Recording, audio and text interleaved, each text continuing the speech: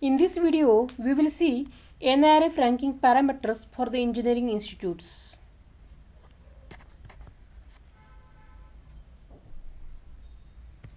So NIRF is a very prestigious ranking given by the Ministry of HRD. So there are different parameters. So these are the parameters. There are 5 different parameters. First is the teaching, learning and resources, which is of 100 marks. Research and professional practice 100 marks, graduate outcomes 100 marks, outreach and inclusivity 100 marks, perception 100 marks. Total is of 500 marks. Although the marks are same, but the weightage is different.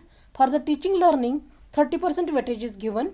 For the research, 30% weightage. For graduate outcomes, 20% weightage is given. For the outreach, 10% weightage, and for the perception, 10% weightage is given. So we will see how each of these marks are calculated. So let us start with the teaching learning 100 marks. So for the teaching learning, these 100 marks are distributed into the 4 categories. First is a student strength including the doctoral students. So it is of 20 marks. Here we have to submit the list of the students of UG, PG and PhD. So based on the sanction intake and the students admitted, these 20 marks are given. So previous year student list needs to be submitted while applying for the NIRF ranking. Second is a faculty student ratio with emphasis on permanent faculty. Here faculty list is to be submitted, and based on the faculty student ratio, these 30 marks are given. Here the meaning of the permanent faculty means the faculty who are working for full time and they are working they have worked for last both the semesters, they are considered as a permanent faculty. And here the faculty only with MEM Tech or PhD educations are considered, and the faculty with B degree or BTech degree is not counted.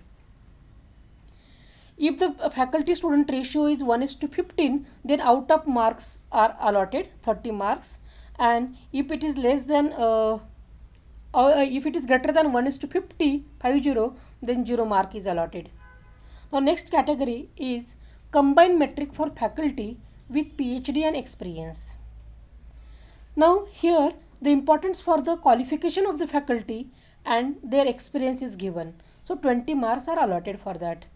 If the faculty means the percentage of the faculty with PhD education and the percentage of faculty having a experience, like there are 3 categories of experience, like less than 8 years, 8 to 15 years and more than 15 years. So based on that, these marks are allotted. Now next category in this is financial resource and their utilization.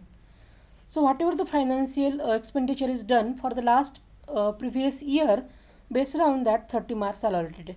The expenditure for the non-recurring and for recurring items is considered here, but the expenditure for building construction is not counted here.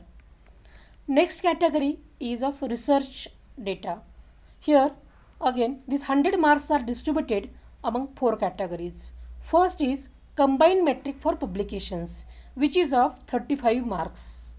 Here the Google Scholar, Web of Science and Scopus papers are counted here.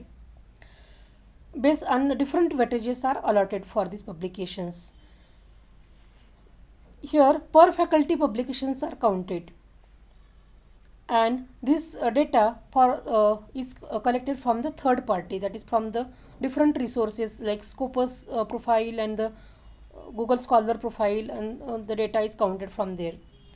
So we don't have to submit the publication data while applying for the NIRF.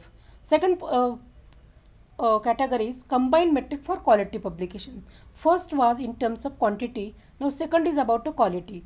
How quality is assessed here in terms of the citations. What is the top 25 percentile of the citations, based on that these marks are allotted. Next is Ipr and patents. Here both the published and granted patents are counted. Weightage is different. For the published patent, the weightage is of 5 marks, and for the granted patent, it is of 10 marks. Again, this data is collected from the third party, that is Indian Patent website, it is collected. Next is footprint of projects and professional practices. Here, the funding obtained from the different funding agencies is considered, as well as the consultancy obtained by the faculty member is considered. Here, the per faculty funding obtained and per faculty consultancy obtained is calculated, and the marks are allotted here. This data we have to submit while applying for the NIRF ranking. Now, third category is graduation outcomes. Again, it is of 100 marks. It is calculated on these four parameters. First is combined metric for placement and higher studies. That is percentage of the total students. How many got place, and what is the percentage of the students who have admitted for the higher studies. Based on that, 40 marks are allotted. Next parameter is metric for university examination.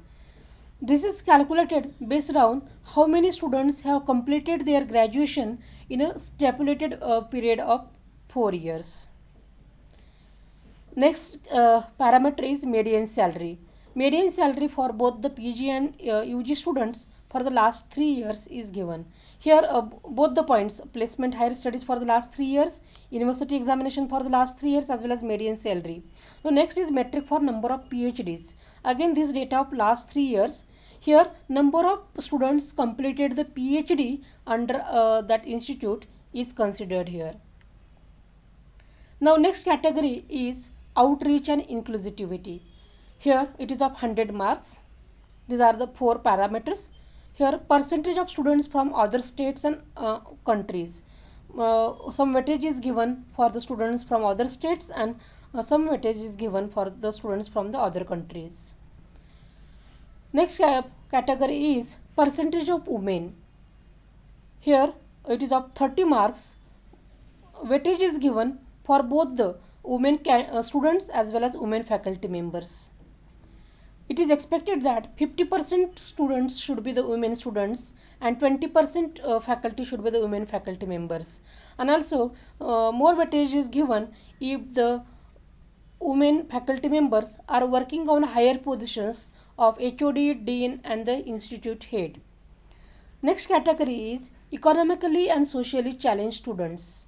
Here, if the institute is providing the tuition fees waiver for these economically challenged and socially challenged students, then that list we have to submit, and based on that 20 marks are allotted.